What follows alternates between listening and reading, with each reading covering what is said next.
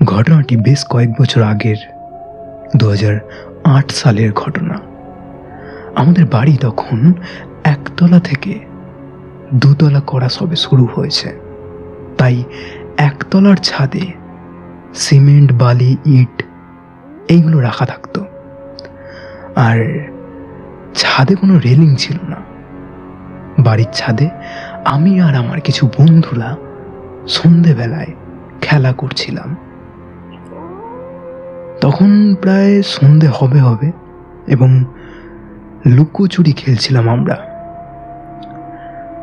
আমি লুকিয়েছিলাম ছাদের একটা কোণায়, বেশ অনেকক্ষণ লুকিয়েছিলাম, কিন্তু কোনো বন্ধুর আওয়াজ পেলাম না। কিছুক্ষণ পর আমি বেরিয়ে এলাম, দেখলাম বন্ধুরা দুষ্টুমি করে আমাকে একা ছাদে রেখে না বলেই চলে গেছে, আর আমি খামোকা লুকিয়ে আছি। মানে আমি গোটা ছাদটাতে তখন আমি একা দাঁড়িয়েছিলাম এবং কাউকে না দেখতে পেয়ে খুব বিরক্তি হয়। তো যাই হোক, সন্ধে হয়ে গেছে। ছাদের কোণ থেকে বেরিয়ে যখন আমি আসবো, এমন সময় আমি হঠাৎ দেখি যেটা দেখে আমার গায়ের লোম পুরো দাঁড়িয়ে যায়। আমি দেখতে পাই আমার সামনে একজন অনেক বড় চেহারার বিশাল আকৃতির একজন দাঁড়িয়ে আছে, যার পরনে কালো একটা লম্বা জামা আর পা পর্যন্ত ঢাকা সেই জামাটা দিয়ে, এবং মুখটা বীভৎস রকমের কালো। আমি ওই লোকটাকে দেখে সঙ্গে সঙ্গে চমকে উঠি এবং আমার গলা দিয়ে কেন জানি না তখন কোনো শব্দ বেরোচ্ছিল না। আমি তখন মনে মনে ভাবি যে কোনো মিস্ত্রির চেহারা তো এত বড় না, তাহলে এটা কে? হঠাৎ করেই সেই লোকটা আমার হাত ধরে এবং ছাদের দিকে নিয়ে আসে, এবং আমি স্পষ্ট অনুভব করি যে লোকটার হাতটা খুব ঠান্ডা, মানে বরফের মতো ঠান্ডা। এবং অত বড় মানুষটা যে আমাকে ধরে রেখেছে, তাকে আমি বলছি যে আমাকে ছাড়ো ছাড়ো ছাড়ো, কিন্তু ওই মানুষটা কোনোভাবে আমাকে ছাড়ছে না। তো যাই হোক, তো আমি চিৎকার করার চেষ্টা করেছি অনেকবার, কিন্তু আমি চিৎকারও করতে পারছিলাম না। তারপর ওই লোকটা আমাকে ধাক্কা মেরে ছাদ থেকে ফেলে দেয়, কিন্তু আমি সেই মুহূর্তে কার্নিস ধরে ঝুলে পড়েছিলাম, তাই জন্য ছাদটা থেকে একেবারে পড়ে যায়নি। তো তখন আমি কোনো রকমে ঝুলে আছি এবং মানে চিৎকার করার চেষ্টা করছি, তাও চিৎকার করতে পারছি না, এরকম একটা অবস্থা। তো যাই হোক, আমি তখন অনেক কষ্ট করে চিৎকার করি এবং বলি যে বাঁচাও, কেউ যদি থাকো এখানে তাহলে আমাকে বাঁচাও, কেউ যদি আমার কথা শুনে থাকো তাহলে আমাকে বাঁচাও। তো তখন আমি দেখি যে ওই বীভৎস জিনিস, মানে বীভৎস লোকটা আমার সামনে দাঁড়িয়ে আছে এবং হঠাৎ সে পাশে থাকা একটা ইট দিয়ে আমার হাতের আঙুলে মারতে থাকে, যাতে আমি ওইখান থেকে পড়ে যাই।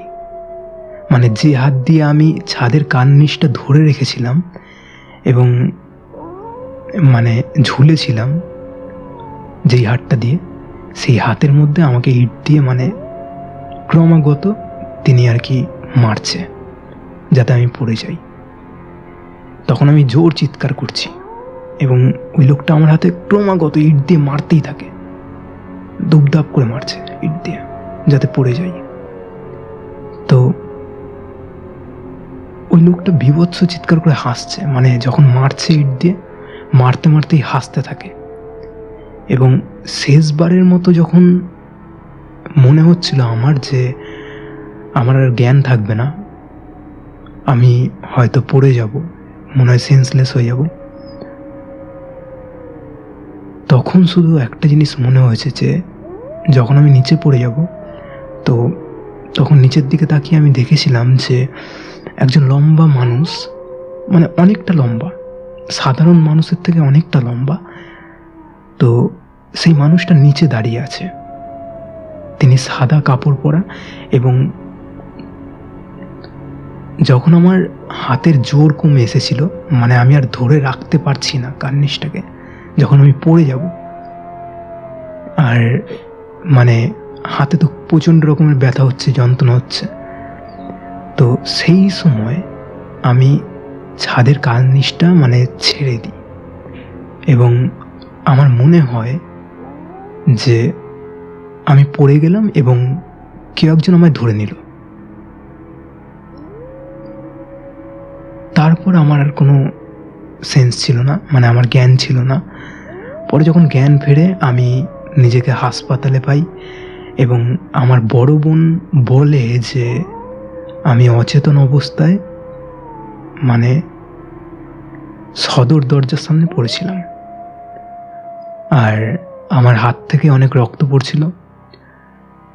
আমি বুঝেছিলাম যে যে মানুষটা নিচে দাঁড়িয়েছিল তিনি আমাকে ধরে দরজার সামনে শুইয়ে দিয়েছিলেন। তো পরে আমি জানতে পারি যে ছাদের ওই কোণাটায় অস্বাভাবিক কিছু একটা থাকে, এবং ওই ঘটনাটার পর আমার দুটো আঙুল খুব ক্ষতি হয়, এবং দুটো আঙুলই থেতলে যায়, এবং একটা আঙুল কিছুদিন পরে ঠিক হলেও অপর আঙুলটি আমাকে কেটে ফেলতে হয়। আজও আমাকে সেই স্মৃতি বয়ে বেড়াতে হয়, আর সারা জীবন বয়ে বেড়াতে হবে। আমি আজও ভেবে কুল পাই না যে সেই দিনকার আমার সাথে কি হয়েছিল।